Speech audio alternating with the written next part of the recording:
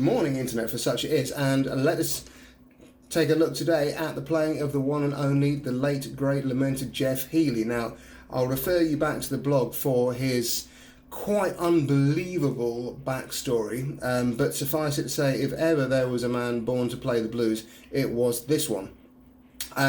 So I will say not belabor his life story here. We're going to get straight into the playing itself, and we're going to start off with the first two licks from See the Light, which was his breakthrough hit, featured in the 80s classic Patrick Swayze movie Roadhouse. And our first one features D minor pentatonic. Now we're going to be up here in position 4. So this is, you can think of this as being related to an A minor shaped D minor chord. And we've shunted that up an octave to start up here at the 17th fret.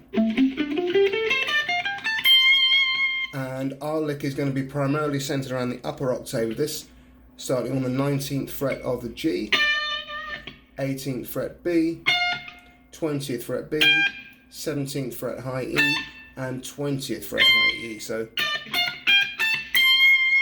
right there is our scale pattern, and here is the lick.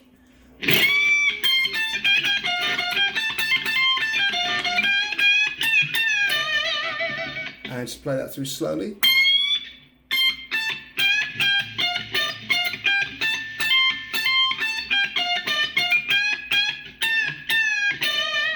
And what I would particularly like to draw your attention to is the rather nifty little bit of string bending on the end here. What he's doing is bending up the 20th fret on the B string, that's a G, and we're bending that just up a half step. That's going into what's called the blue note, the flat 5 from the blues scale, before bending up and a further tone to the A, perfect fifth, and he's pre-bending this and bending down,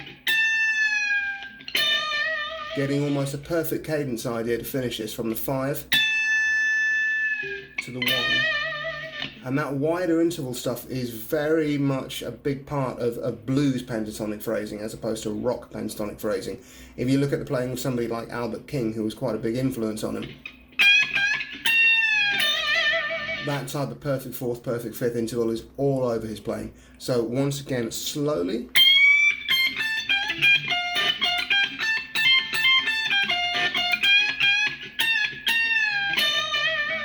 And a bit of riz.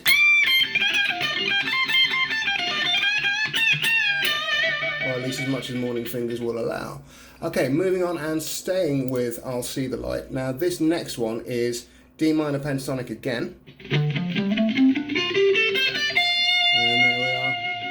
Sort of home base, position 1, and we're going to be basing this more or less around the 3 magic notes plus 1, but with the introduction of some rather nifty, the introduction of some rather neat, nifty, we'll do the words one at a time this time, chromatic passing tones.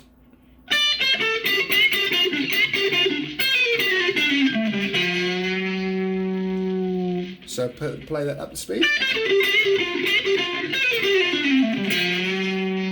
Now let's break that down slowly.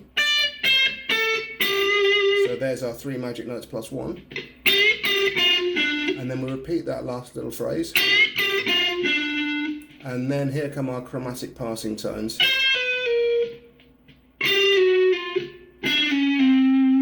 So if you were to look at them from a theory point of view, you're getting a flat 7, 6, and flat 6, 4th, major 3rd, minor 3rd, root, major 7, flat 7. But really, when you hear them at speed, you're just hearing them as kind of grease on the overall pentatonic scale.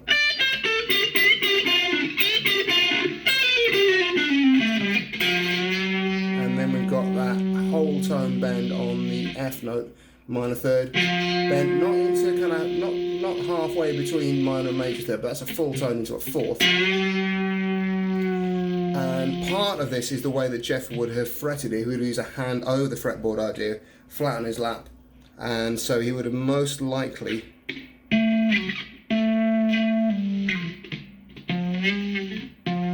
pushed with both fingers. As you can see, it's a slightly alien technique to me, but it's the kind of thing where looking at somebody who does things a bit differently and translating their technique to your own can really pay dividends. We saw that with Albert King with his famous open tuning left hand flying V idea. So let me play through this lick slowly.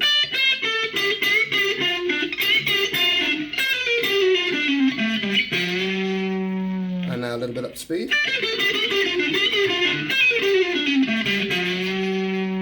There we go. Okay, so the next one, then we're going to move on to Angel Eyes. Now this is his big hit ballad. This is in the key of C, and we are using C major or A minor pentatonic, and you'll recognise A minor as being the relative minor of C major. If you don't recognise that, I suggest you take back a couple of steps and take a look at some of the earlier tuition videos. And so let me play through this lick to begin with. I'll just play the scale first. So that's our box pattern right there. As you can see, you can kind of relate it to a 12th fret A minor or C major chord shape. And so let's play this slowly.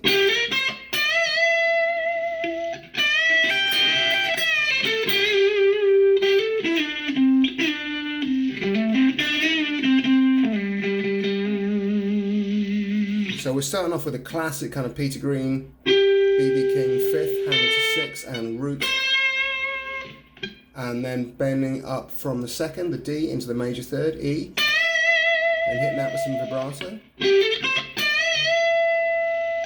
following up with a nice little harmony bend. And what's interesting there is he concludes that on the 5th, and again that's another very, very Albert King idea. You might reference the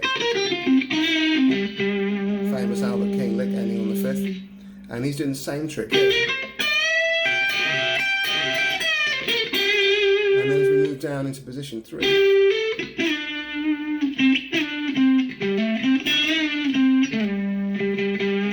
and again there we end on the 5th as well, the G note there, 10th fret on the A string. So slowly.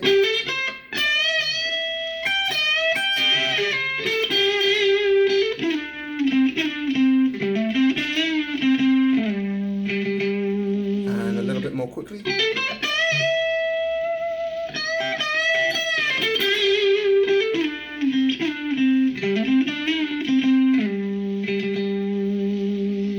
And then we'll move on to the final lick. Now this is really 2 licks in one. This is taken from Jeff's cover of While My Guitar Gently Weeps, and this is the bridge section where we modulate from the key of A minor to A major, and our first lick is based around this, you can think of this as a D shape A arpeggio.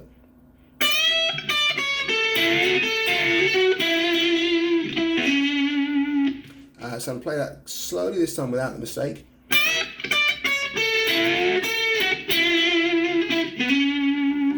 And we're starting off with the 10th fret on the high E, so that's a 4th. We're bending that into a 5th. Coming back, there's our major 3rd, the C sharp, there's our roots. 10th fret on the B. Now again, a slightly unusual bend, 5th into 6, and we're having to do this as an index finger bend.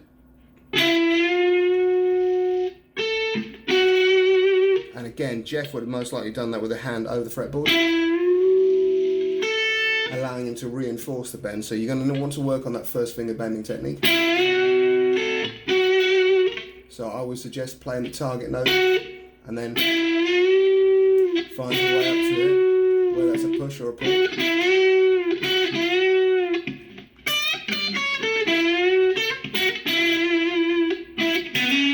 And there we're resolving to the major 3rd, the C sharp. And then for the second lick, we're basing this around position 2 of F sharp minor or A major pentatonic. But as we all know, that's a silly shape. So it's probably better to think of it as the Albert King box, based around a D minor shape, F sharp minor arpeggio. And so there's our shape. And here's the lick.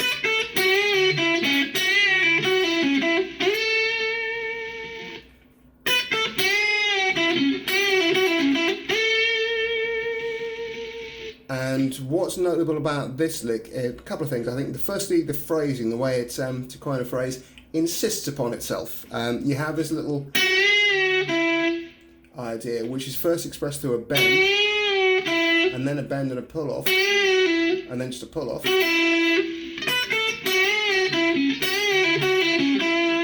Got a great big dramatic slide back up to the A note on the 10th fret of the B string.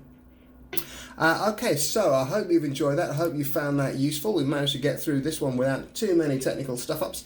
And I will see you in the next one. Do please like, share, subscribe. Don't be fooled by these Hollywood production values. This is very much a one-man show. So every like, every share, every subscribe, every comment, even if it's just to tell me what you don't like, it all matters. And let's be honest, I'm not going to know what you like and don't like unless you tell me. So with that said, I will see you Friday for the 1 minute lick. All the best. Ciao.